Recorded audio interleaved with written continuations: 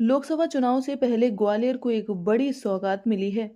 Rajmata Vijayaraje Scindia terminal का लोकार्पण प्रधानमंत्री नरेंद्र मोदी ने वर्चुअल जुड़कर किया है। एयरपोर्ट के लोकार्पण कार्यक्रम में भाजपा ने आम लोगों को भी इस कार्यक्रम में बुलाया था और उन लोगों को एयरपोर्ट भी घुमाया। दिल्ली, मुंबई, अहमदाबाद, बेंगलुरु के लिए फ्लाइट शुरू हो चुकी है। 500 करोड़ से अधिक की लागत से यह एयरपोर्ट बनकर तैयार हुआ है और मध्य प्रदेश का पहला एयरपोर्ट है जो सबसे कम समय में बनकर तैयार हुआ है। नए टर्मिनल के लोकार्पण को लेकर अब सियासत शुरू हो चुकी है। कांग्रेस ने इस पर कई सवाल खड़े किए हैं। कांग्रेस का कहना है कि भाजपा इवेंट वाली सरकार है, जन कल्याण से कोई सरोकार नहीं है। चुनाव को लेकर ही ये सब उद्घाटन हो रहे हैं। ग्वालियर का जो एयरपोर्ट है वह सिर्फ मुखौटा है, इसके अंदर आत्मा नहीं है। विपक्ष के नाते कांग्रेस लोगों को बता रही है कि यह है डिफेंस की रनवे को उपयोग करेंगे। ऐसी स्थिति में सेना के फाइटर जहाज को प्राथमिकता मिलेगी। एयर ट्रैफिक कभी बढ़ नहीं पाएगा। लोकसभा चुनाव को देखते हुए जल्दबाजी में उद्घाटन किया गया है। कांग्रेस को आड़े हाथ लेते हुए ग्वालियर से लोकसभा प्रत्याशी भारत सिंह कुशवाहा ने कहा कि एयरपोर्ट के टर्मिनल का काम पूरा हो चुका है, इसलिए इसका लोकार्पण किया गया है। इस कार्यक्रम में कांग्रेस के दोनों विधायक और महापौर भी मौजूद रही।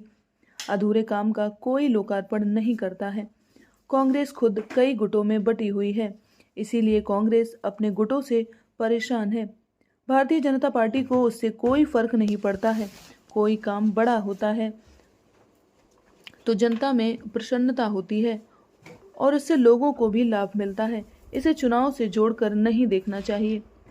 लोकसभा चुनाव से पहले एयरपोर्ट का लोकार्पण भाजपा के लिए मास्टर स्ट्रोक साबित हो सकता है, क्योंकि जिस हिसाब से एयरपोर्ट के लोकार्पण में लोगों की भीड़ जमा हुई, उससे निश्चित तौर पर आने वाले चुनाव में भाजपा को फायदा होगा।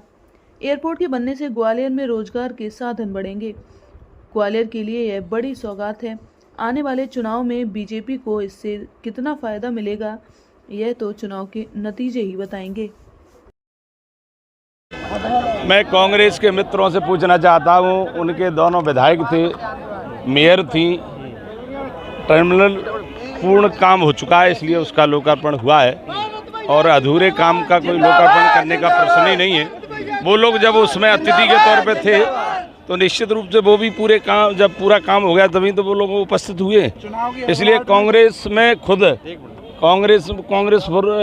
कई कांग्रेस में गुट हैं, इसलिए कांग्रेस अपने गुटों से परेशान है और भारतीय जनता पार्टी को इससे कोई फर्क नहीं पड़ता है। लोकसभा चुनाव से पहले मास्टर स्ट्रोक माने एयरपोर्ट का नहीं, देखिए इसको चुनाव की दृष्टि से मत देखिए, चुनाव की दृष्टि से मत देखिए, क्योंकि हमेशा भूमि पूजन लोकार्पण हमारी सरकार में जितने हुए हैं और हमेशा जो भी भूमि पूजन हुआ उसका लोकार्पण कोशिश की गई है कि समय में पूरा काम हो जाए। और मैं प्रधानमंत्री जी के नेतृत्व में जिस तरह से आज 16 एयरपोर्टों का लोकार्पण भूमि पूजन हुआ है, ये हमारे देश के लिए बहुत बड़ी सौगात है।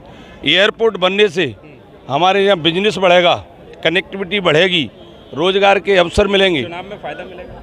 अब निश्चित रूप से इस चुनाव में फायदा क्या, जो काम होता है जनता के लिए तो जनता के अंदर प्रसन्नता तो होती है, फायदा मिलेगा। मतलब राजनीतिक जीवन में देखिए सरकार जो भी काम करती है जनता के हित के लिए करती है और जनता जब प्रसन्न होती है तो फायदा स्वाभाविक होता है सरकार को। देखिए भारतीय जनता पार्टी की मोदी की जो सरकार है सिर्फ और सिर्फ इवेंट की सरकार है, इसको जन कल्याण से कोई सरोकार नहीं है और चुनाव को लेके ही सारे जो उद्घाटन हो रहे हैं वो हो रहे हैं। लेकिन देखने वाली बात यह है कि जो ग्वालियर का जो एयरपोर्ट है ये सिर्फ और सिर्फ मुखौटा है, इसके अंदर कोई आत्मा नहीं है। आप समझने का प्रयास करें, जनता को एक कांग्रेस समझा रही है विपक्ष के नाते कि ये डिफेंस के रनवे को यूज़ करेंगे और ऐसी परिस्थिति में हमेशा डिफेंस के जो फाइटर जहाज़ हैं उनको प्राथमिकता मिलेगी। एयर ट्रैफिक कभी बढ़ नहीं पाएगा।